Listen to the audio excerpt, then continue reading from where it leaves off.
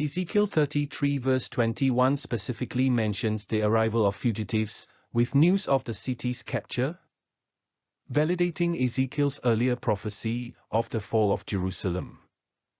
It also marks a shift in the prophet's message from primarily one of judgment to one of hope and restoration. Subsequent chapters in the book of Ezekiel focus on God's promise of restoration for the people of Israel. Jerusalem was under siege. The famine was so severe in the city that there was no food for the people of the land. Then the city was broken into, and all the men of war fled by night, by way of the gate, between the two walls, beside the king's garden. According to 2 Kings 25 verse 8, the city was burned on the 7th day of the 5th month, in the 19th year of Nebuchadnezzar's reign. How did I arrive at the 11th year? Jehoiakim was taken captive to Babylon in the 8th year of Nebuchadnezzar's reign. This would be the first year of Zedekiah's reign, because Nebuchadnezzar installed him as the replacement king. Jerusalem was burned in the 19th year of Nebuchadnezzar's reign, which would be the 11th year of Zedekiah's reign, which is confirmed by 2 Kings 24 verse 18, which states that Zedekiah reigned for 11 years. So the 19th year of Nebuchadnezzar's reign corresponds to the 11th year of Zedekiah's reign. Ezekiel 33 verse 21 states that refugees from Jerusalem arrive on the 5th day of the 10th month in the 12th year.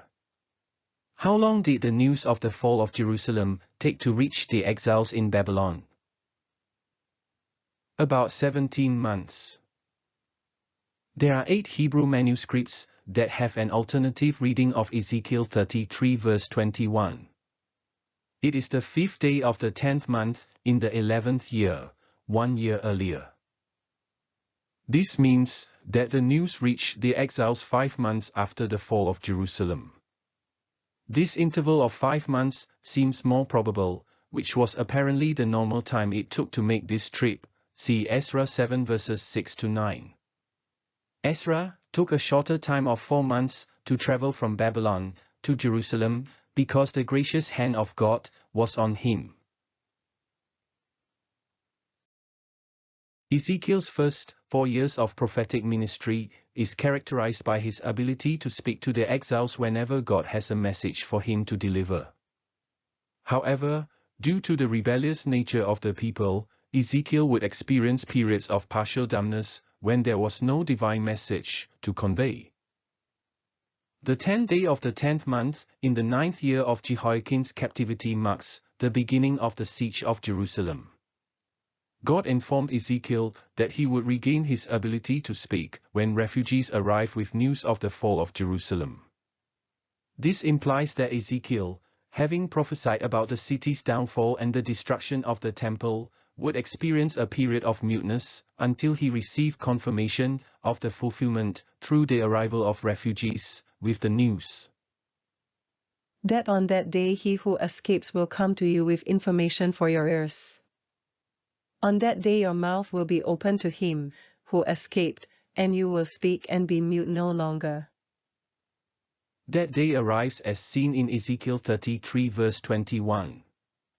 Now in the 12th year of our exile, on the 5th of the 10th month, the refugees from Jerusalem came to me, saying, "The city has been taken." Now the hand of the Lord had been upon me in the evening, before the refugees came. And he opened my mouth at the time they came to me in the morning, so my mouth was opened and I was no longer speechless.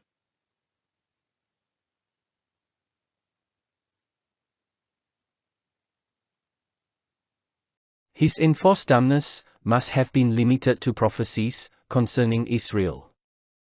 Because Ezekiel 25 verse 1 to Ezekiel 33 verse 20 contains oracles against foreign nations, some of which are dated during the siege of Jerusalem and before the arrival of the refugees from Jerusalem, with news of the fall of the city.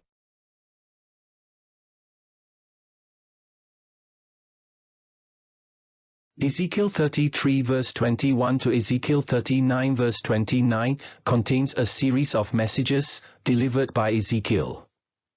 When were these messages delivered? Before or after the refugees arrived with the news of the fall of Jerusalem? Please pause the video and read the different translations of Ezekiel 33 verse 22. If these messages were delivered before the refugees arrived in the morning, then these messages were delivered at night. I will explain why this matters.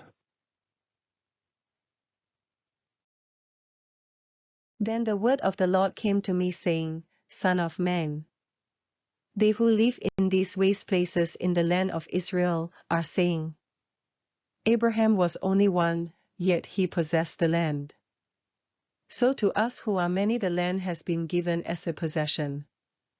The confidence of the Jews remaining in the land, following the fall of Jerusalem, shifted from reliance on the temple, which they believed to be indestructible, to their ancestral origins. They reasoned that since the land was promised to Abraham, who was just one individual, then they who are many would reclaim control of the land from the Babylonians. Therefore say to them, Thus says the Lord God, You eat meat with the blood in it. Lift up your eyes to your idols as you shed blood. Should you then possess the land?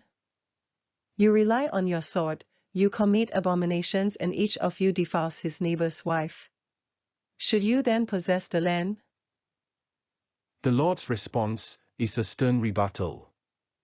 You who do not keep the law, should you then possess the land? Eating meat with the blood still in it was a violation of Levitical law, Leviticus 19 verse 26. Defiling your neighbor's wife is a transgression of the 10th commandment.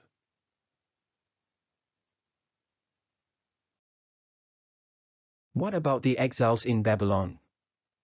What have they been saying? But as for you, son of man, your fellow citizens, who talk about you by the walls and in the doorways of the houses, saying, Come now and hear what the message is, which comes forth from the Lord. They come and hear your words, but they do not do them, for they do the lustful desires.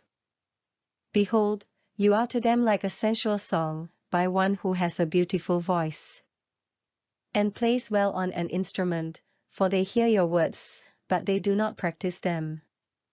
People of the exile were quite willing to listen to what Ezekiel had to say, but they received it all as entertainment. But now that what Ezekiel prophesied had come true, Jerusalem indeed had fallen, they would have to acknowledge that a true prophet of God had been in their midst.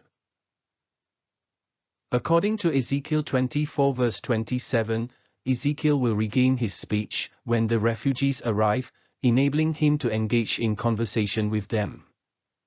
This is confirmed in Ezekiel 33 verse 22, where it appears that the hand of the Lord was upon Ezekiel in the evening, and his mouth was opened when the refugees arrived in the morning.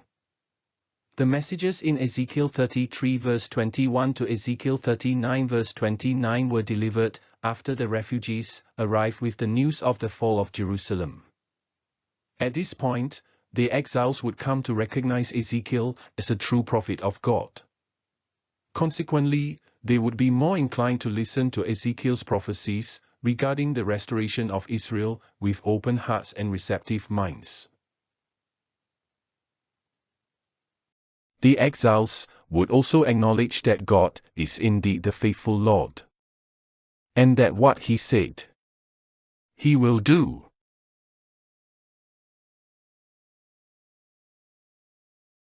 And as the exiles interact with the refugees, and as they observe their conduct, they will also understand that the fall of Jerusalem and the destruction of the temple are not done without cause. In other words, God is justified in his judgment of Jerusalem. God had very good reasons to do so. The exiles would remember that there should be no public mourning over the fall of Jerusalem, the destruction of the temple and the death of their loved ones. Ezekiel 24 verses 21 to 24.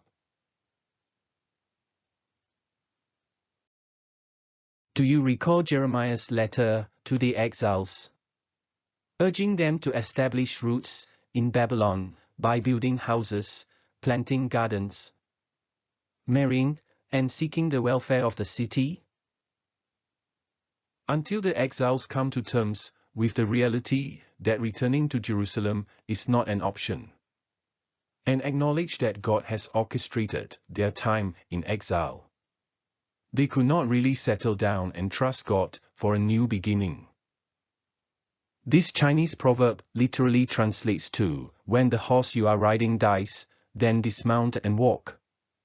This proverb is used to convey the importance of facing reality.